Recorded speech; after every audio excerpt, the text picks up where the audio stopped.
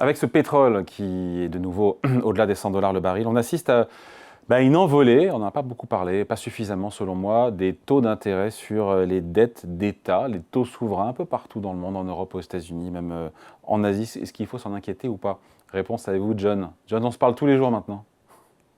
C'est avec un grand plaisir, Mais David, mais il se passe pareil, tellement de choses et vous avez je dit, il n'y a sais. pas beaucoup de gens, tout le monde parle des actions, mais peu de personnes parlent des obligations souveraines et c'est très très important ce qui est en train de se passer actuellement. C'est vrai qu'on parle beaucoup de l'or noir, les bourses, mais voilà, les taux souverains, le taux allemand, j'en donne quelques-uns comme ça, pas au hasard en fait, mais on est quasiment à 3% sur le 10 ans allemand, on est à 3,6 sur le 10 ans français.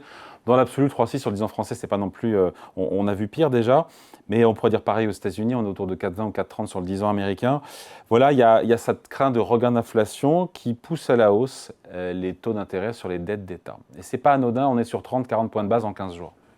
Oui, par contre, vous avez dit évidemment 3,60, c'est pas énorme, mais on est au plus haut niveau depuis 2011, c'est-à-dire il y a 15 ans. Donc on a quand même fait un grand parcours pour arriver au niveau qu'on est actuellement. Alors juste, je tiens juste à préciser une petite chose, etc., entre la relation entre l'inflation et puis les taux souverains, parce que lorsqu'on a l'énergie qui monte, comme maintenant les anticipations, on a un retour de l'inflation, eh bien les obligations historiquement, théoriquement, deviennent moins attractives parce que leur rendement réel se détériore. Donc on est dans une situation où effectivement, il y a un lien direct avec inflation et obligations souveraines. Et Que je on en comprenne, parle. cette dégradation, c'est parce qu'en fait, on touche des coupons quand on est obligataire, on touche des coupons des intérêts chaque année qui sont fixes, mais qui sont dégradés parce que l'inflation future est plus élevée.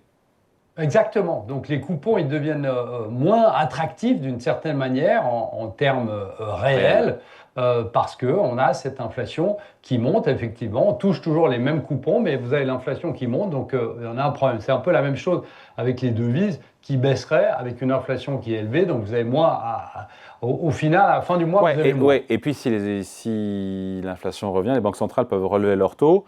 Si elles remontent leurs taux d'intérêt à court terme, ça peut faire monter les taux d'intérêt à long terme, et donc ça fait baisser le cours des obligations aussi. Il y a un double effet. Exactement. Et ce que vous avez dit, c'est vraiment le point crucial, c'est ces anticipations des banques centrales. Et on a vu un truc qui peut-être, alors peut-être c'était arrivé durant le Covid, voire pas, parce qu'on avait eu une mauvaise interprétation, vous savez, cette fameuse inflation transitoire. Mais lorsqu'on regarde les anticipations de mouvements de taux qui viennent d'arriver ces derniers jours, hein, c'est pas depuis 2 mois, eh bien, la banque, par exemple, pour la Banque Centrale Européenne, eh bien, on attend maintenant un peu plus d'une hausse de taux cette année, alors que vous en avez certains qui parlaient d'une baisse de taux. Aux États-Unis, on attend plus qu'une baisse. Le consensus, hein, il pourrait ne rien y avoir, alors qu'il y a quelques semaines, on attendait encore 3 baisses pour la Banque nationale suisse. C'est quand même important de le noter parce qu'il y a une certaine stabilité historique. Eh bien, on attend une hausse de taux. Donc on est dans une situation où tout a changé et ça a un impact très très fort sur les obligations souveraines. Bon, après le mouvement, encore une fois, 30 points de base sur les dettes d'État des grands pays souverains occidentaux, 30 points de base en 15 jours, c'est quand même c'est rapide, mais c'est pas non plus alarmant. Non, mais je dirais on a tout qui va de pair. Vous avez vu que, bon, alors là on parle de l'inflation, des anticipations d'inflation, mais vous avez aussi le dollar qui a progressé et qui joue un rôle très important. Parce que historiquement, lorsque le dollar se renforce, ben, vous avez les capitaux mondiaux qui se dirigent vers les actifs américains, comme on l'a vu, et puis ça pousse les rendements des treasuries, donc des obligations souveraines américaines, à la hausse. Et évidemment, ça entraîne le taux mondial dans le même mouvement parce qu'on a très très rarement, voire jamais, par exemple, les taux souverains qui montent fortement aux États-Unis, mais pas en Europe. Bon. Et ce mouvement, encore une fois, il est mondial et c'est important de le dire. L'indice Bloomberg Global Aggregate, qui est composé de titres à la fois émis par les États, de tous les pays du monde, des entreprises qui sont bien notées, a effacé tous ses gains et est désormais dans le rouge depuis le début de l'année. Ça nous dit quelque chose. Oui, ça nous dit quelque chose. Et en fait, on en a parlé hier, donc ça rebondit vraiment sur le sujet dont on a parlé hier. C'est deux choses. Le fameux 60-40 ne fonctionne pas. Qu'est-ce que c'est 60-40? C'est 60% d'actions, 40% d'obligations. Et la deuxième chose, ça nous dit que potentiellement, on pourrait revivre une année 2022 qui était la pire année pour les investisseurs, parce que quasiment tout avait baissé, obligations et actions. Donc on est dans une situation où effectivement, et vous savez, David, le pire des choses, et ça arrive chaque année, hein, la pire des choses, c'est lorsque le consensus doit se repositionner sur un nouveau scénario. Le consensus en début d'année était sur un euro-dollar à 1,25, on est à 1,14. Le consensus en début d'année était sur des baisses de taux en Europe et une baisse de taux en Europe et plusieurs baisses de taux aux États-Unis. Potentiellement, on verra la BCE monter ses taux cette année et la Fed, pourquoi pas, de rien faire, voire légèrement les monter. Donc on voit que lorsque le consensus doit refaire son modèle d'une certaine manière, il y a un impact sur les marchés. Et cet impact est, on le répète encore une fois, bien alimenté par ce qui est en train de se passer dans la guerre en Iran et surtout ce qui passe dans le détroit d'Ormuz. Quelque part, le marché obligataire s'enfonce un peu plus chaque jour, encore plus que le marché action comparativement.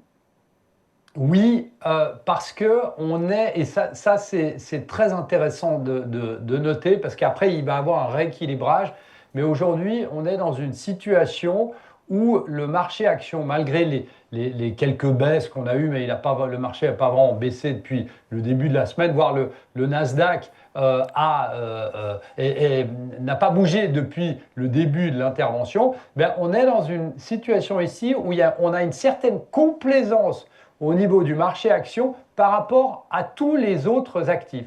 Et ça, c'est très intéressant parce que souvent, dans l'histoire, lorsque vous avez cette espèce de décorrélation, eh bien, souvent, ça se remet en ligne. Alors, qu'est-ce que ça veut dire? Ça veut dire qu'on va effacer potentiellement les rendements qu'on a, les rendements forts qu'on a dont vous parliez, le rendement allemand, le rendement français, le rendement américain, par exemple, à la baisse, où vous allez avoir le marché action qui va fortement baisser. Et ça dépend une nouvelle fois de la durée où on est dans le détroit d'Ormuz. Ce matin, vous mentionniez Bloomberg, mais les économistes de Bloomberg nous disent dans leur modèle, il vaut ce qu'il vaut, que si le détroit d'Ormuz est bloqué pendant 3 mois, on en est à la 3e semaine, mais pendant 3 mois, le prix du baril monte à 165. Qu'est-ce que ça veut dire? Ça veut dire qu'à 165, je vais vous dire une chose, David, les anticipations d'inflation seront beaucoup plus élevées et le marché action sera nettement plus bas parce que là, il y aura ce fameux ajustement et cette mise au même niveau des actions par rapport aux obligations. Scénario noir qu'on espère éviter, évidemment. Mais on en prend le chemin. On en prend le chemin.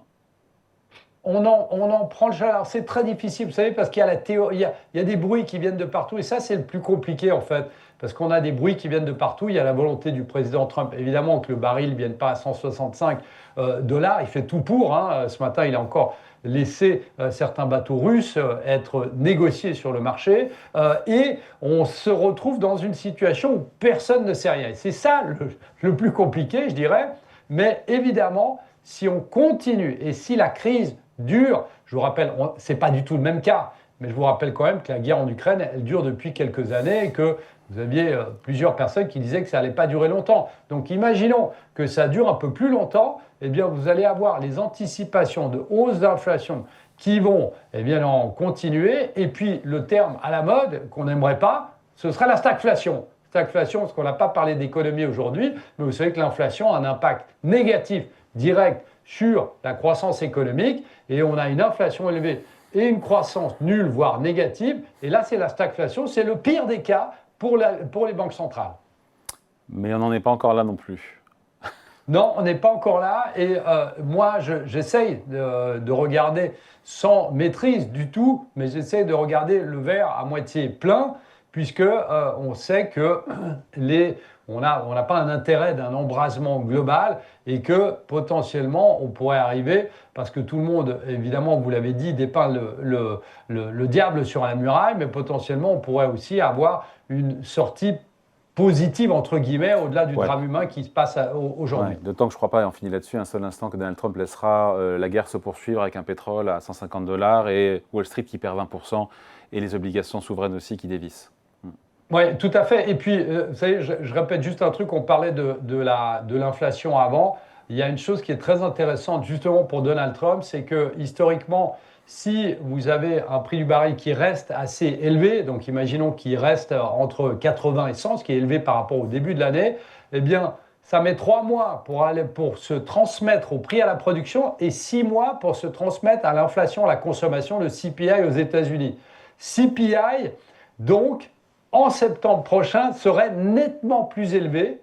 Et donc, septembre prochain, c'est juste avant les élections de mi-mandat. Et on sait que le pire des scénarios pour les investisseurs, pour les consommateurs américains, c'est une inflation élevée. C'est vraiment leur crainte majeure. Et donc, c'est le pire des scénarios pour le président Trump. Allez, merci beaucoup. Explication point de vue signé John Plassard, responsable de la stratégie d'investissement chez Cité Gestion en duplex avec nous depuis Genève. Merci John, bon week-end. Merci David. Ciao.